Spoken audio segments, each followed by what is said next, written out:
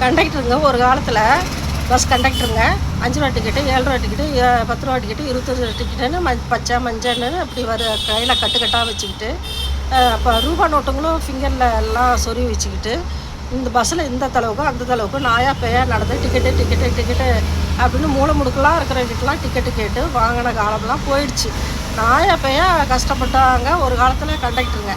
இப்போ கண்டக்டருங்க பஸ்ஸில் பின்னாடி சீட்டில் பின்னாடி சீட்டில் உட்காந்துக்கிறாங்க.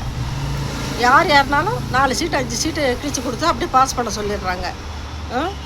அப்புறம் கண்டக்டர் சீட்டு அதில் யாரும் உட்காரக்கூடாது. உட்காந்துட்டா ஒரே சத்தம். இதில் வேறு குறைந்த கிலோமீட்டர் தான், லோக்கல் பஸ்ஸு தான், குறைந்த கிலோமீட்டர் தான். அதில் வேறு ஒரு தூக்கம் வேறு கண்டக்டருங்களுக்கு. எப்படிலாம் வேலை ஸ்லோவாக இருக்குது. இப்படி இருந்துமே இவங்களுக்கு இந்த வேலை செய்கிறதுக்கு அவ்வளோ கஷ்டம். பொம்பளைங்களை விரட்டுறாங்க. சீக்கிரம் ஏறுமா, இறங்குமா, ஏறத்துக்குள்ளே பஸ் எடுக்கிறாங்க, இறங்குறதுக்குள்ளே பஸ் எடுக்கிறாங்க. என்ன அட்டகாசம். இதில் வேறு ஸ்டாப்பிங் வந்தால் சொல்கிறதே இல்லை. ஸ்டாப்பிங் வந்தால் நிறுத்துறதே இல்லை. கண்டக்டரும் அந்த அப்பெல்லாம் கண்டக்டருங்க கத்துவாங்க, பாரப்பட்டி இறங்குங்க, தாராபுரம் இறங்குங்க, பள்ளப்பட்டி இறங்குங்க அப்படின்னு கத்துவாங்க. இப்போ கண்டக்டருங்க கத்துறதுக்கு பதிலாக சொல்கிறதுக்கு பதிலாக மக்கள் கத்த வேண்டியதாக இருக்குது. கார்மல் இறங்கணும், பருத்தி விலை இறங்கணும், எள்ளு விலை இறங்கணும். நாம் கற்றுனா அது சத்தமாக கற்றணும், மெல்ல கற்றுனா அதுக்கு ஒரு சத்தம். ஏமா நல்லா சொல்ல வேண்டியது தானேன்னு டிரைவருங்க நிறுத்துறதே இல்லை. மெயின் ஸ்டாப்பிங் வந்தால் கூட நிறுத்துறதில்லை. அப்படிலாம் போயிட்டுருக்கு.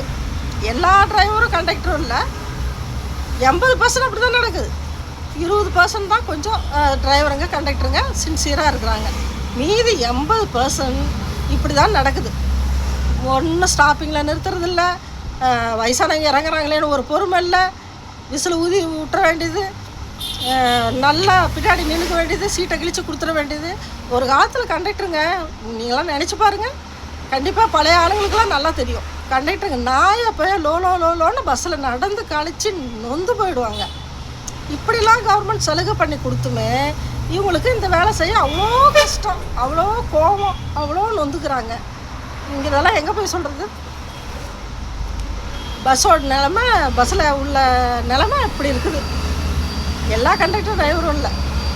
எல்லாம் பார்த்துக்கோங்க. இதெல்லாம் ஒரு ஷேர் பண்ணணுன்னு தோணுச்சு, அதுதான் சொன்னேன். லைக் பண்ணுங்கள்.